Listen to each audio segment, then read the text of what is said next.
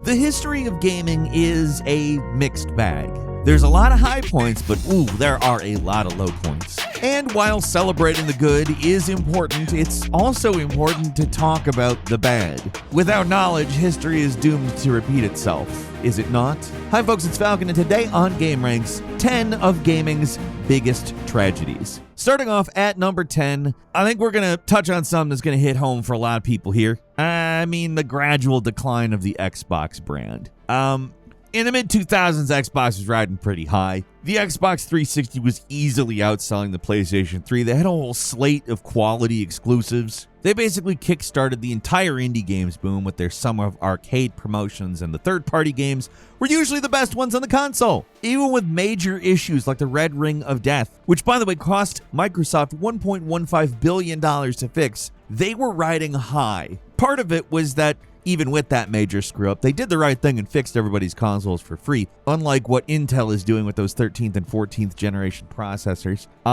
They kept players really invested with a solid slate of games, and they successfully sold the viability of the Xbox brand. Now, keep in mind, I'm not exactly somebody who loves brands, per se, but in this case, what I'm saying is that for a gamer, it made sense to trust the Xbox. And then they announced Xbox One. The E3 2013 Xbox showcase was nothing short of an absolute disaster, but while it's easy to point to it and say that's where the Xbox brand went wrong, the rot actually had already begun to settle in. I mean, they were making some pretty bad decisions leading up to the next console. Remember Kinect? That thing was bar none the worst motion controller of that generation. Yeah, the PlayStation thing was just a copycat, but it worked. And you were winning, guys. Did you need to be the Nintendo Wii? It's not like they made a specific console with a specific purpose, and it did that purpose really well, and you weren't going to edge in on that market. I'm sorry. So what the Kinect thing did was basically hurt the system's reputation, particularly with hardcore fans. And the loss of that small audience, wasn't really what hurt the Xbox in the long term, but it was evidence that there was poor business planning going on. The confusing console names, the lack of a killer app, the dearth of marketing. The decline of Xbox didn't come from just one wound. It was more like a death from 1,000 cuts. Even now, with Game Pass as a fantastic value for customers, Xbox has not been able to get back to what it used to be. And I'm very serious about how good Game Pass is. I love I use Game Pass on PC and on Xbox. It doesn't matter. There just isn't something that makes it more than everything else. Halo and Gears have lost their luster. Halo for a lot of reasons, quality being one of them. And while Gears is always good, it's a reliably great game. You get a new Gears, it's probably going to be a hell of a lot of fun. It's just, at its core, it's the same game. And that's great, but it's not exciting. Now, it's obvious what Game Pass does to benefit the customer, but for Microsoft, it's a little nebulous. They're not meeting their revenue forecasts. They're closing studios for games that they were praising less than a year ago. It's all been a pretty big mess, gotten to the point where it's so bad that people are actually legitimately, with factual basis, speculating that Microsoft might exit the console business entirely and just shift to focusing on the Game Pass model exclusively. Maybe they'll keep making Xboxes, but they'll be just branded PCs similar to Steam machines. Maybe none of this will happen. Maybe they'll keep trucking along just fine. I don't know. It's all just speculation at this point. The thing is, Microsoft isn't going away. They're the ultimate example of being too big to fail. But the Xbox division could potentially be on, if not the chopping block, then in line for some reductions, let's say. As Microsoft moves to be chasing trends with the rest of the industry by focusing on AI, it's doing it at the expense of their other departments, so it's not absurd to speculate that their new management could just give up on the brand if it's not profitable enough. We're already seeing signs of it with the whole "you don't need an Xbox" initiative. It's almost like they're intentionally trying to de-emphasize the Xbox brand to set people's expectations for their eventual end of Xbox as we know it. Or maybe not. I don't know. Xbox's future as a brand isn't really looking great currently, but that could change. They've changed in the past, and they could change in the future, so it's still anyone's game. I'd hate to see Microsoft just give up on Xbox. Competition tends to make the industry stronger, and losing one of the major pillars would be a real shame. I don't think a monopoly is good on anybody's part, and I do expect Xbox to be trucking along for a while. They've always got Game Pass to fall back on, but something's got to change at the fundamental level for them to ever get back to even close to where they were. And number 9, Great Game Studios condemned to the Call of Duty mines. Recently, Activision revealed that literally all of its core studios were working on one game and one game only. And you know what it is. I don't need to say it, but I'm going to say it anyway because this is a list and I kind of have to. It's Call of Duty. As of October 2023, the series has sold over 425 million copies and has generated over $30 billion. It's Activision's cash cow, and they're never going to stop milking it as long as people are buying it. So, I mean, is it that big of a surprise? I don't know. But at first, the monster that was Call of Duty was relatively small. It was made up of a single studio, Infinity Ward, and they're basically just guys that jumped ship from EA's Medal of Honor franchise. Then there was Treyarch, the first developer that was swallowed up into the beast's maw. They were known for Tony Hawk, but now they are known for Black Ops. But they were responsible for quite a few pretty great games. Spider-Man 2, for instance, an all-time superhero classic. At least they're considered one of the central developers of the series, along with the third studio made specifically for these games, Sledgehammer. I want to be your Sledgehammer. Ooh, Sledgehammer. But many support studios that got wrangled in to help with the increasingly absurd yearly releases of these games are not so lucky. All-time great studios who did some amazing things have been relegated to anonymous support roles and becoming all but forgotten. Toys for Bob, the devs behind many games including Skylanders and Crash Bandicoot 4, they worked as a support studio briefly but managed to spin off from Activision and become independent. So, I mean, at least they were still capable of making games. Other studios, not so lucky, like Beanox, the guys that made some pretty solid Spider-Man games, or High Moon Studios, who made the great Transformers Cybertron games. The biggest tragedy, I think, is probably Raven. Raven Software ruled. They were literally FPS game royalty. They made Heretic, Hexen, Soldier of Fortune, Star Wars Jedi Knight 2, X-Men Origins Wolverine. The list goes on. They're really a great developer. And now they're stuck grinding away making microtransactions or whatever for Call of Duty Warzone. It's a travesty that these guys have not made a proper game since 2010. Anyone, free these poor developers from the COD mines. It's a fate worse than death. Well, maybe not really. They get salaries and stuff. So I'm sure they appreciate the steady work. But as a consumer, I would really like to see talented developers being able to be creative and make stuff that they come up with rather than toil away at the same old year after year. You know, kicking around on a piece of ground in your hometown waiting for something or someone to show you the way. That type of thing. I've seen enough of it.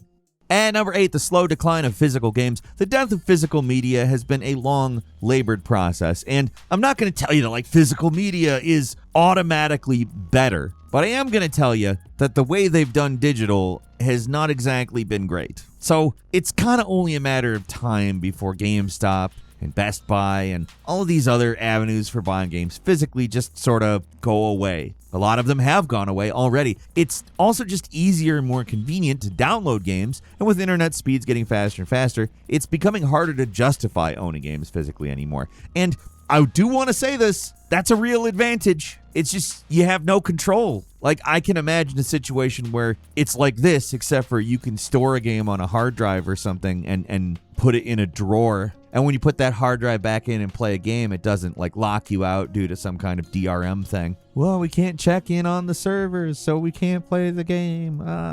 Still, there are hardcore fans still keeping the format alive. Small online presses are still releasing physical games to collectors, and most major games are still getting physical releases, but it's getting harder and harder to get games that are complete and on a disc anymore, and that's ignoring the many games that just don't get physical releases at all. Recently, Capcom put out Kunitsugami as a digital-only game. Alan Wake 2 had no box copy when it came out. They recently did a special edition that's physical. Interestingly, physical game boxes are becoming luxury items for collectors rather than just regular things consumers have the option to buy if they want. Even if you do get physical games, there's a lot of landmines that you have to navigate. I mentioned this a moment ago, but a lot of even physical games have online-only requirements that render the disc worthless eventually. Some games have day one updates that are required for the game to play. A lot of games are only partially printed on the disc. You have to download the rest of the game to play it. Some boxes do not even have discs. They're just a code that you buy the game digitally with. It's stupid. Trying to navigate all these traps makes dealing with physical games kind of a pain in the butt, and it is easier to go digital, which is a shame because, again, there are distinct advantages that come with physical games that, in my opinion, are advantages specifically because how digital has been handled rather than the inherent aspects of digital. But still, currently you cannot expect a game to be forever unless it is physical, other than disc rot. That can be an issue, but it's better than nothing.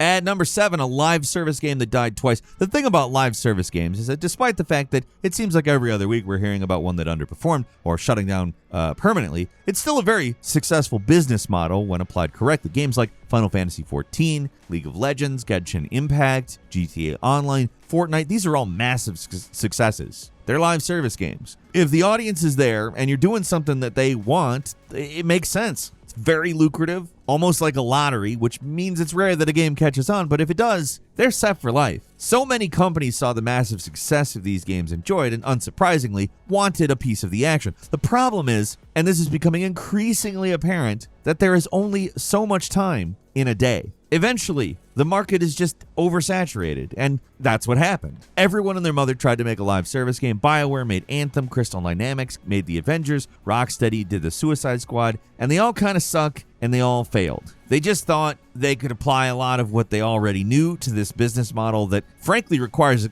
pretty different experience in certain ways. They thought, we'll make a single-player game, we'll stretch it out over seasons, and everybody's going to love us, and they're going to, have parades for us, and we're all going to marry supermodels, and it's going to be great. Didn't go that way. The entire live service push the industry went through is, in hindsight, a really big waste of time, honestly. Just absolutely tons of effort and money. Tons of effort and money just flushed down the toilet, chasing trends that they don't really understand. Instead of innovating with new ideas or publishing risky new projects that could pay off, publishers took the safest path imaginable into an open coffin. They were trying to make games that appealed to everyone, but they didn't resonate with people, and frankly, the live service aspects of them felt tacked on and unnecessary. Now live service games are failing so fast that they're getting canceled before they're even coming out. Like Creative Assembly's ill-fated Hyenas, Sony's entire live service push has mostly flopped out. They lucked into success with Helldivers 2, but everything else has been either canceled earlier, like Last of Us Factions 2, or it has no chance of surviving, like Concord, which is doing pretty abysmal numbers in its open beta. The live service model isn't dead, but it's increasingly obvious that a game has to stand out and really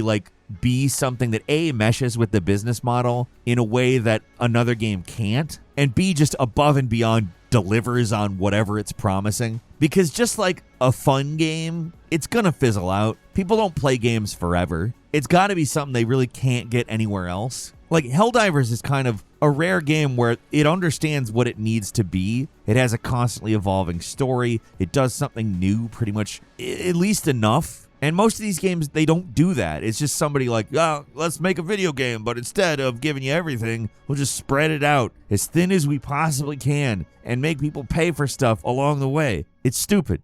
And number 6 is the rise of modern matchmaking. This might be a little divisive, but I do understand very much the hatred for the old online model of server browsers. There's a lot that doesn't do right, but looking back, it is a little hard not to be nostalgic for it, given some of the stuff that we see now. Like back when games like Quake and Unreal Tournament and Team Fortress 2 and the original Counter-Strike, when they were the biggest multiplayer games out there, the primary way people got into the online games was through server browsers. Generally, how it worked was that players would host their own servers and other people could join. Many games still have this as an option, but most people join automatic games using matchmaking. Being able to just start a game and immediately jump into a match is convenient, but the entire community aspect of the game, it's kind of lost. It used to be most online multiplayer games were just for screwing around. You didn't have kill-death stats to keep track of or win-loss records. There were no dailies to grind and battle passes to rank up. Most people were playing a game because it's fun. Servers were often their own little communities. There were custom maps and game modes on them. Players formed friendships, kept out cheaters and bad actors.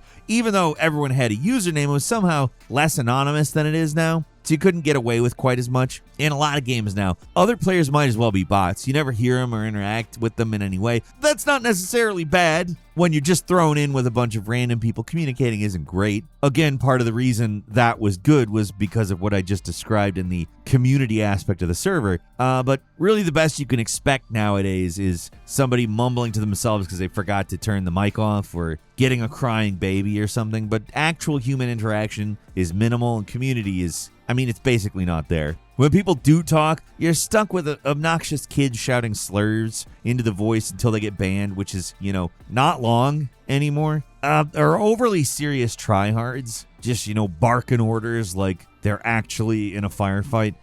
Don't get me wrong, there were problems back in the day. There's plenty of assholes back then, but a lot of the time it was better. Or at least if there were jerks, it was a whole server of them, so you'd learn which servers to just flat out avoid. Now it's just a free-for-all. There's not really any community. It sucks. Like, I'm not saying it wasn't like a boys' club back in the day. Not everyone would feel comfortable in participating in that community aspect. But if the alternative is just like everyone's an anonymous number and there is no community or communication, I think that's definitely a downgrade.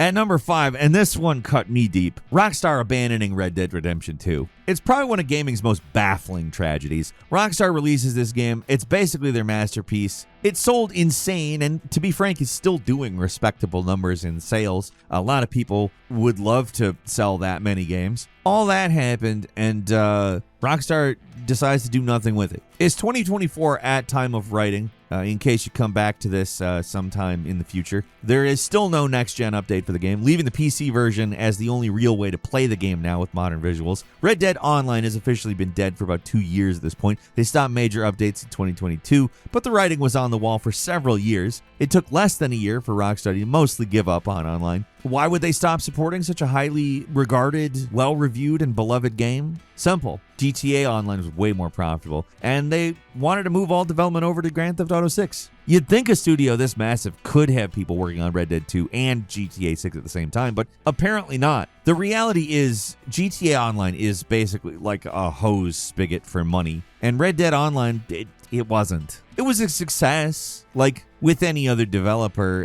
it would be a generational hit that they would milk for decades, but it was being compared to GTA Online, and in comparison to what's literally one of the most successful games of all time, it came up short. So no DLC, no Undead Nightmare style expansion, no next-gen updates. Hell, they didn't even really bother finishing the online story mode up. Just sort of stops halfway through the revenge quest. It feels so unlike Rockstar to leave something half-finished, but that's what they did with Red Dead Online. Did they really think people would keep playing when it was so obvious the developers didn't care? People left because Rockstar's lack of substantial updates and all the bare-bones nature of the online experience. It could have survived and even done really well, but that's just not good enough for Rockstar anymore. The games either have to do GTA Online numbers or they're canceled. Hell, even GTA 5 itself fell victim to the all-consuming GTA Online. The planned story DLCs were just straight up cut so devs could focus on, GTAO. Let's call it GTAO now. It's a real shame because the more I look back on it, the more I view Red Dead 2 as a once-in-a-generation kind of game. So to see it just be tossed aside by GTAO casually by its own developers, it just really sucks. At number 4 is the death of great sports games. These days, sports games are a genre kind of treated with revulsion and disinterest by the hardcore gaming crowd, but that was not always the case. It used to be, sports games were thought of just as highly as any other genre. They were an essential part of the gaming scene, and they could be innovative and exciting. Like, they added physics to Madden this year, and it got me all like, wow, they're doing something! But in all seriousness, some of my favorite memories come from, like, really old games. Like MVP Baseball 2005, NBA Street or Fight Night, or you can go back even further, NBA Jam, or hell, like the 16-bit FIFA games. So what happened? Well, 2 little words, exclusive contracts. It used to be that the rights were sold on a game-by-game basis, so a lot of different developers could license league teams, players, jerseys, stuff like that for games. There was still competition in that arena, and that pushes companies to make a better product. At least, like, think about it this way. NBA Jam and NBA whatever the serious NBA games were at that time were two completely different things. And obviously one of them won, because I do not even remember what the serious ones were. But nowadays, the primary audience for these games aren't even traditional gamers. They don't play a lot of other games, so they're kind of unaware of how consumer-unfriendly these sports games are. A lot of players are simply accustomed to the mobile games market, so they just accept how absurdly hostile these games get, especially in things like Ultimate Team modes where microtransactions are basically gambling. The regular gaming public has basically given up on these games. When I talk about them in these lists, they either have to do something new, and I get like vaguely excited, like what I said about Madden not that long ago, or I kind of note that it's a yearly update. Yay! It's sad to see the state of sports games these days. Yeah, there are still some good ones that pop up from time to time, licensed or unlicensed, but it feels like the actual good games are getting fewer and fewer, while the bad are getting worse.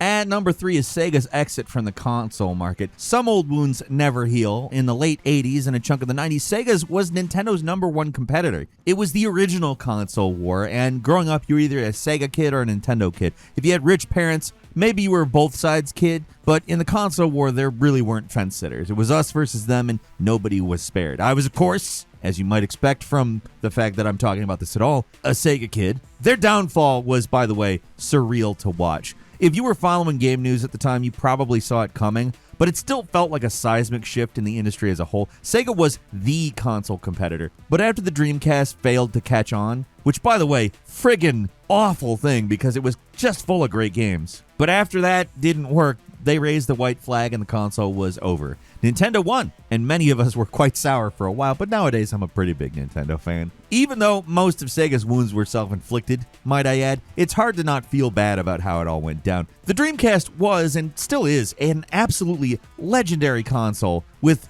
nothing but great games. Well, I shouldn't say nothing but great games. A lot of great games. More than average for any console. And it also was like the first console with an attachable modem for online play, at least on the level that it was at.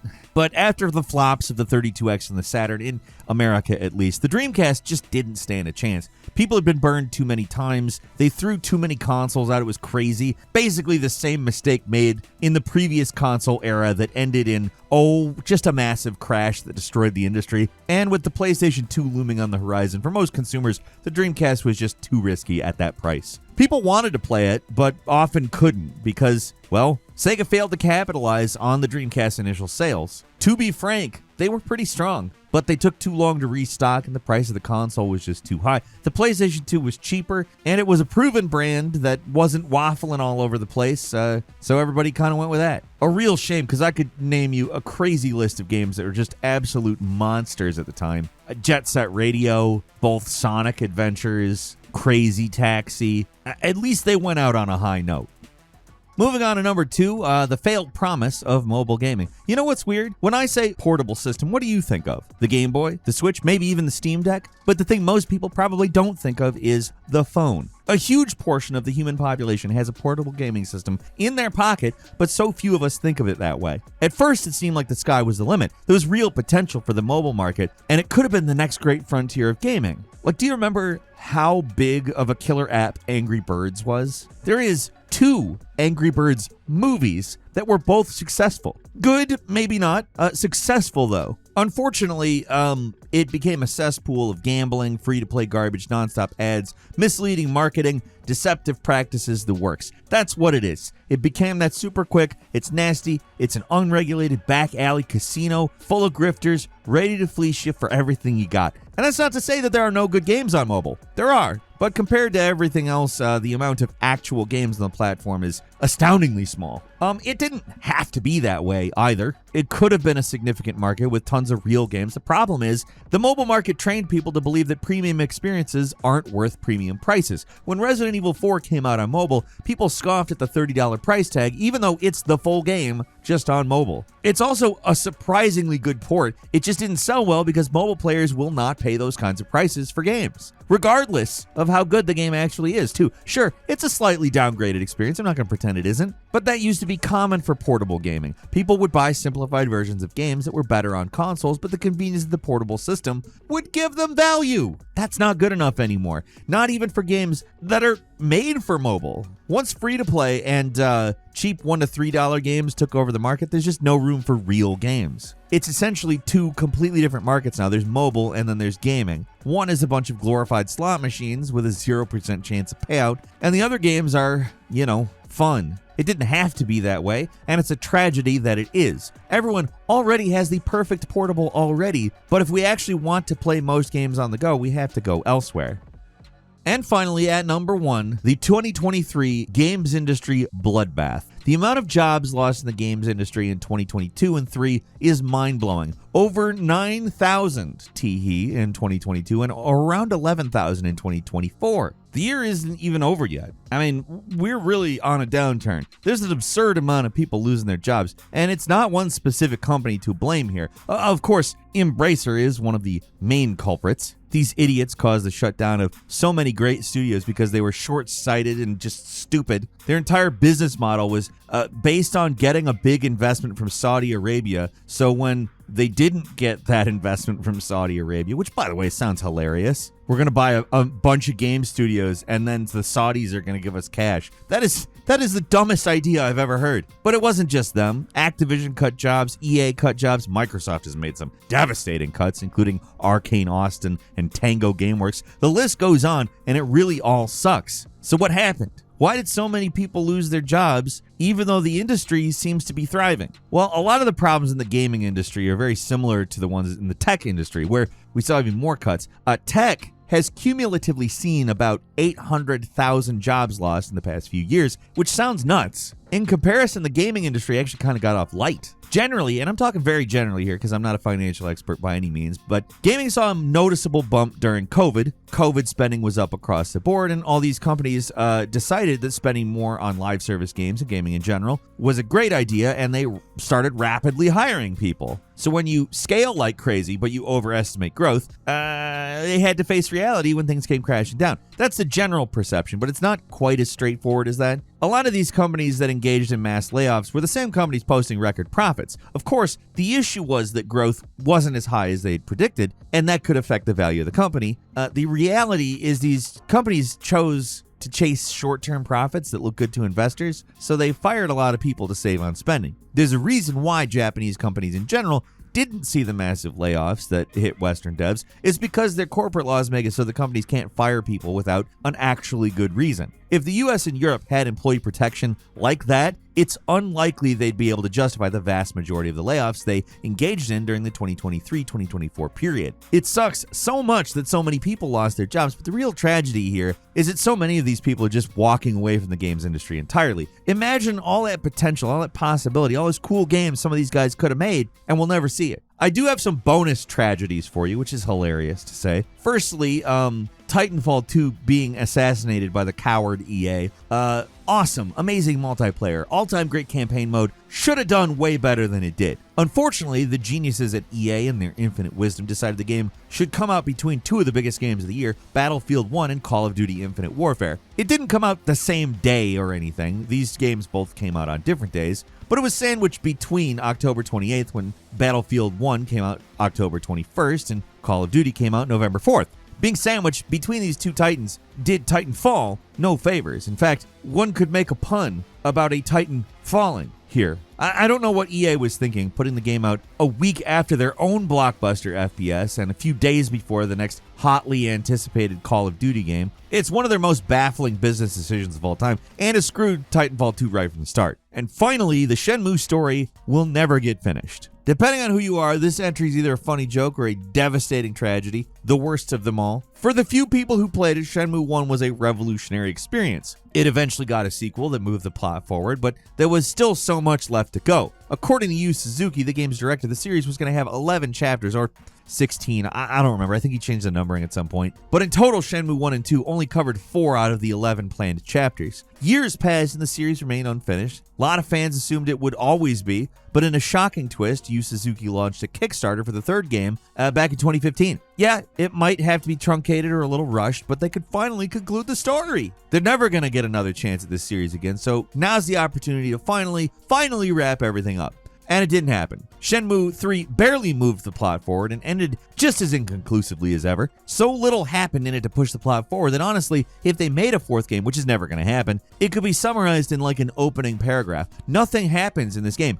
Fans waited 18 years to see what happened after the cliffhanger ending to the last game. Turns out, mostly a guy puttering around a village talking to people about a bridge or something. If this was a stopgap chapter until the next game, then it would be fine. It's slice of life stuff, and that's what makes Shenmue great, after all. But this is the end, and they didn't even try to end things. Like, technically there should be a Shenmue 4, but there probably won't be. They even made an anime, which got fans hoping they'd at least see the end of the story in animation form, but that didn't happen. The show got canceled after a single season, and that's it. It's like these various Shenmue revivals are some big cosmic joke, teasing fans with the promise of plot progression and cruelly yanking it away. And that's all for today. Leave us a comment, let us know what you think. If you like this video, click like. If you're not subscribed, now's a great time to do so. We upload brand new videos every day of the week. Best way to see them first is, of course, a subscription. So click subscribe. Don't forget to enable notifications. And as always, we thank you very much for watching this video. I'm Falcon. You can follow me on Twitter @FalconHero. We'll see you next time right here on gameranx.